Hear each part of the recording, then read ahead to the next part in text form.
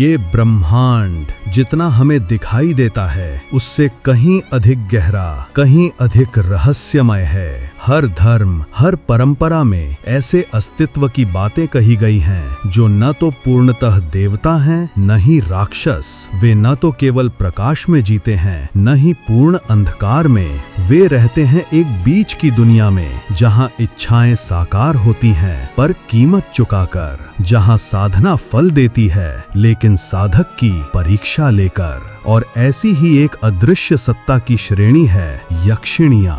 यक्षिणी एक ऐसा नाम जो सुनने में मधुर लगता है, लेकिन उसके पीछे छिपी शक्ति कई बार साधक की चेतना को तोड़ने के लिए काफी होती है। ये न तो पारंपरिक देवी हैं जिन्हें मंदिरों में पूजा जाए, और न ही असुर जिन्हें मारने के लिए देवताओं को युद्ध करना पड़े। ये ब्रह्मांडीय स्त्रैण शक्तियां हैं जो वासनाओं, इच्छाओं, प्रेम, तृप्ति और आत्मिक जागृति सबका संगम है। वे स्त्री रूप में उस चेतना का प्रतिनिधित्व करती हैं जिसे न समझा जा सकता है, न बांधा जा सकता है, केवल महसूस किया जा सकता है, और केवल उन्हीं द्वारा जो भय की सीमाओं को पार कर चुके हों। लेकिन उनका आवाहन कोई साधारण कार्य नहीं। यक्षिणियां तभी आती हैं जब साधक न केवल अपने शरीर से बल्कि मन और आत्मा से भी निर्वस्त्र हो जाए, जब वो अपने भीतर छिपी वासनाओं को नकारे नहीं बल्कि स्वीकार करके उन्हें साध ले।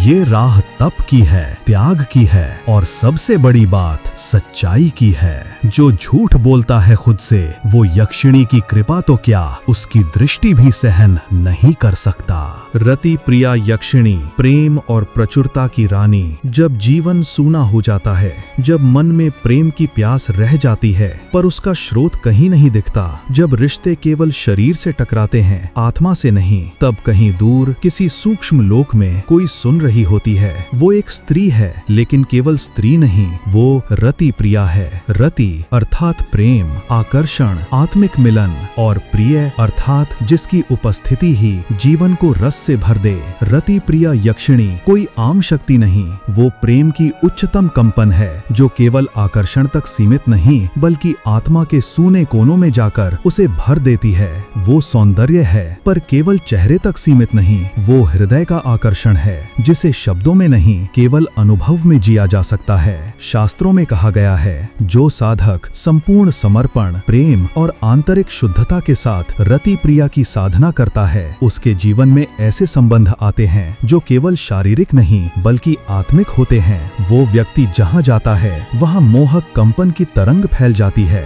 वो जिसकी आंखों में देखता है उसमें स्नेह जागता है। वो जिसे स्पर्श करता है वो भीतर तक प्रभावित होता है। पर याद रहे, रति प्रिया कोई व्यापार नहीं करती, वो प्रेम मांगती है और बदले में प्रेम देती है। अगर कोई केवल कामना के लिए उसका आवाहन करे तो वो अदृश्य रहकर ही उस साधक को उसकी तृष्णा में उलझा छोड़ देती है। उसकी कृपा उन्हीं को मिलती है जो प्रेम की साधना करते हैं, वासना की नहीं। वो आ सकती है लेकिन तब जब आपका हृदय एक खुला आकाश बन जाए, जहाँ न कोई डर हो, न अपेक्षा, बस प्रेम हो और समर्पण। वो प्रेम देती है और उसके साथ जीवन में आकर्षण, विलास और मानसिक तृप्ति का ऐसा संगम लाती है जिसे कोई सांसारिक वस्तु कभी नहीं दे सकती। मनोहारिणी यक्षिणी, सम्मोहन और प्रभाव की अधिपति। क्या कभी आपने महसूस किया है कि भीड़ में सब कुछ सामान्य होते हुए भी कोई एक व्यक्ति आपकी दृष्टि को बांध लेता है? उसका चलना, उसकी चुप्पी, उसका बस होना जैसे आपकी आत्मा को स्पर्श कर जाए, जैसे वो आपको जानता है बहुत भीतर तक। ऐसा होना कोई संयोग नहीं होता, ये हो सकता है मनोहारिणी यक्षिणी की कृपा। मनोहारिणी, वह जो मन को हर ले। वह यक्षिणी नहीं, वह एक शक्ति है जो आपकी उपस्थिति में ऐसी अदृश्य आभा भर देती है कि लोग बिना जाने, बिना समझे आपकी ओर खिंचने लगते हैं। उसकी साधना से साधक के शब्दों में ऐसी मिठास आती है जो बहस में नहीं, मौन में जीत जाती है। नेत्रों में आकर्षण, वाणी में रस और देह भाषा में ऐसा जादू कि श्रोता मंत्र मुग्ध हो जाए। वह मंच हो, दरबार हो, व्यापार या राजनीति, जहाँ यह यक्षिणी साधक के साथ बात होती है वहाँ उसका प्रभाव अजेय हो जाता है। दुनिया उसकी नहीं होती, वह दुनिया को अपनी बना लेता है। परंतु मनोहारिणी भी एक परीक्षा लेती है। वो देखती है क्या साधक केवल मोह चाहता है या वह स्वयं के भीतर के आकर्षण की शक्ति को समझना और साधना चाहता है। जो उसकी साधना को तामसिक उद्देश्य से करता है वह थोड़े समय के लिए प्रभाव तो पाता है, परंतु शीघ्र ही वह प्रभाव उसके अहंकार में बदल जाता है और अंततः वह शक्ति उस पर ही भारी पड़ने लगती है। लेकिन जो साधक संयम, पवित्रता और लक्ष्य की स्पष्टता के साथ इस राह पर चलता है, मनोहारिणी उसकी आत्मा के चारों ओर चंद्र प्रकाश की परत बना देती है। फिर वह जहाँ भी जाए उसकी उपस्थिति ही लोगों के मन को बदल देती है। वह आकर्षण का स्रोत नहीं बनाती, वह आपको स्वयं आकर्षण का केंद्र बना देती है। वह वशीकरण नहीं सिखाती, वह स्वयं ऐसा बना देती है कि लोग आपकी बातों में खो जाएं, बिना किसी जादू या छल के। कनकावती यक्षिणी बुद्धि, विवेक और अभिलाषा की देवी। कभी जीवन आपको उस चौराहे पर लाकर खड़ा कर देता है जहां रास्ते बहुत होते हैं लेकिन कोई भी पूरी तरह स्पष्ट नहीं होता। मन की गहराइयां इच्छाओं से भरी होती हैं पर दिशा नहीं होती और निर्णय एक बोझ लगने लगता है। ऐसे क्षणों में जहां बुद्धि भी साथ छोड़ दे वहां एक रहस्यमयी शक्ति प्रकट हो सकती है, कनकावती के रूप में। कनक अर्थात सोना, पर ये केवल धातु नहीं, ये उस आंतरिक तेज, उस दिव्य बुद्धि, उस स्वर्ण जैसी स्पष्टता का प्रतीक है जो केवल बाहरी सफलता नहीं, अंतरतम की संतुलित समझ से आती है। ध्यानस्थ साधक के चारों ओर सुनहरी रेखाएं घूमती हैं, जैसे उसके विचारों को आकार दे रही हों। कनकावती यक्षिणी वो शक्ति है जो मन में सोई क्षमताओं को जागृत कर देती है। जिसे उसका आवाहन करना आ जाए वो जटिल समस्याओं में भी स्पष्टता पा लेता है। भीतर चल रही इच्छाओं और बाहरी अवसरों के बीच एक पुल बना लेता है। वो केवल ज्ञान नहीं देती, वो निर्णय की निर्भीकता देती है। साधना के द्वारा जब ये यक्षिणी प्रसन्न होती है तो साधक को कल्पनाओं को साकार करने की दृष्टि और साकार को संपूर्णता में ढालने की सामर्थ्य प्राप्त होती है। कला, लेखन, संगीत, विज्ञान या व्यापार, कनकावती हर क्षेत्र में उस ऊर्जा को जगाती है जो केवल प्रतिभा नहीं बल्कि दूरदर्शिता होती है। लेकिन याद रखिए, उसकी साधना कोई तेजी से सफल होने का उपाय नहीं है। वो तप मांगती है अपने आलस्य, भ्रम और संशयों को जलाने का। जो ये कर सके उसे वो ऐसा निर्णय बल देती है जो असंभव को भी साकार बना दे। वो यक्षिणी है जो साधक को उसकी सर्वोच्च संभावना से मिलवाती है। वो उसे दूसरों से आगे नहीं बनाती बल्कि उसे स्वयं के भीतर छिपे ब्रह्मांड से जोड़ देती है, जहाँ वो साधक अब केवल क्रिया नहीं करता, वो निर्माण करता है, भीतर और बाहर दोनों स्तरों पर। तो अगर आप जीवन की उलझनों से ऊपर उठकर अपनी इच्छाओं को दिशा देना चाहते हैं तो कनकावती आपके भीतर पहले से ही उपस्थित है। साधना केवल उसे जागृत करने का माध्यम है। कामेश्वरी यक्षिणी, गहनतम वासना और आत्मिक तृप्ति की शक्ति।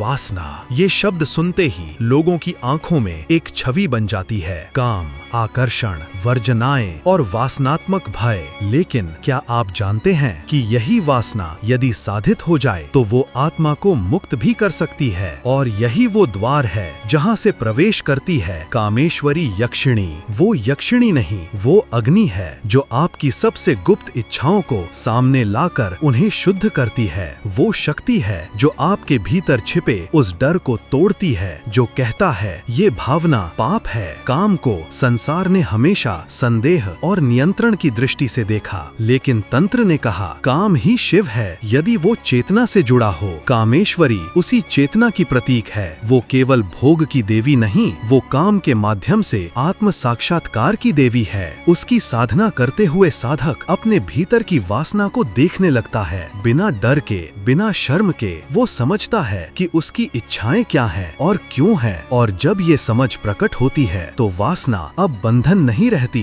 बल्कि एक ऊर्जा स्रोत बन जाती है। पर ये साधना सबसे कठिन भी है, क्योंकि कामेश्वरी आपकी चेतना को नंगे रूप में देखती है। आपके भीतर का हर भ्रम, हर लालसा, हर वर्जना उसे छिपाया नहीं जा सकता। जो साधक भटक जाए या वासना में ही उलझ जाए, उसे ये यक्षिणी उसी अग्नि में जला डालती है। क्योंकि ये शक्ति खेल नहीं है, ये परीक्षा है आत्मा की। लेकिन जो साधक सच्चे अर्थ में स्वयं का सामना करता है, कामेश्वरी उसे शरीर, मन और आत्मा की त्रिपुरा में संतुलन प्रदान करती है। फिर प्रेम अब केवल भावनात्मक या शारीरिक नहीं रहता, वो एक आध्यात्मिक अनुभव बन जाता है, जहाँ भोग में भी त्याग है और त्याग में भी परमानंद। कामेश्वरी केवल कामना नहीं देती, वो आपको आपकी सबसे गहरी इच्छा से मिलवाती है। जो इच्छा केवल शब्द नहीं बल्कि आपके जन्म के पूर्व भी आपके साथ थी। वो आत्मा की तृष्णा को शांत करती है, लेकिन केवल तब जब आप उसके योग्य हो जाएं। तो क्या आप भी उस शक्ति का आवाहन करना चाहते हैं जो आपको स्वयं से परिचित करवा सकती है? क्या आप उस अग्नि से गुजरने के लिए तैयार हैं, जिसके दोनों छोर पर या तो मुक्ति है या भस्म? पद्मिनी यक्षिणी संपन्नता, संतुलन और आंतरिक सौंदर्य की रक्षक। धन, वैभव, ऐश्वर्य इनकी चाह किसे नहीं होती। हर मनुष्य किसी न किसी रूप में समृद्धि चाहता है, पर क्या आपने सोचा है कि समृद्धि अकेले आती है या वो अपने साथ बैलेंस भी लाती है? जिसके पास सब कुछ होता है वो अक्सर खो बैठता है शांति, कभी रिश्तों को, कभी नींद को और कभी स्वयं को। इसी असंतुलन को ठीक करती है पद्मिनी यक्षिणी। पद्मिनी अर्थात कमल के समान। कमल जो कीचड़ में खिलता है फिर भी उसमें लिप्त नहीं होता, वो जल में होता है फिर भी गीला नहीं। पद्मिनी यक्षिणी उसी दिव्यता की मूर्ति है जो संसार के बीच रहते हुए भी आत्मिक संतुलन की राह दिखाती है। वो केवल भौतिक समृद्धि नहीं देती, वो उसके साथ विवेक भी देती है। वो केवल आकर्षण नहीं देती बल्कि उसके साथ मर्यादा भी देती है। पद्मिनी की साधना से जीवन में स्थायित्व आता है, सौंदर्य आता है, लेकिन वो सौंदर्य केवल शरीर में नहीं होता, वो आपकी ऊर्जा, व्यक्तित्व और दृष्टि में होता है। एक साधक अपने घर के आंगन में दीप जलाता है और हर दीप के साथ उसके जीवन की कोई एक समस्या हल होती जाती है। धन, संबंध, स्वास्थ्य, मानसिक शांति। पद्मिनी यक्षिणी की ऊर्जा स्थिर है, शांत है, वो हड़कंप नहीं मचाती, वो धीरे धीरे आपके जीवन में प्रवेश करती है जैसे सुबह की पहली धूप। और जब वो पूरी तरह से आपके भीतर उतरती है तो आप केवल समृद्ध नहीं होते, संपूर्ण हो जाते हैं। जो साधक उसका आवाहन करता है उसे अपने जीवन के हर क्षेत्र में संतुलन मिलना शुरू होता है। धन आता है लेकिन उसके साथ विनम्रता भी आती है, प्रेम आता है लेकिन उसके साथ गरिमा भी आती है, ख्याति आती है लेकिन उसके साथ अंतरात्मा की आवाज भी बनी रहती है। पर उसकी साधना भी एक परीक्षा है। वो उन लोगों को स्वीकार नहीं करती जो सिर्फ लेने आए हों, वो उन्हें स्वीकारती है जो देने के लिए भी तैयार हों। त्याग, अनुशासन और विनम्रता।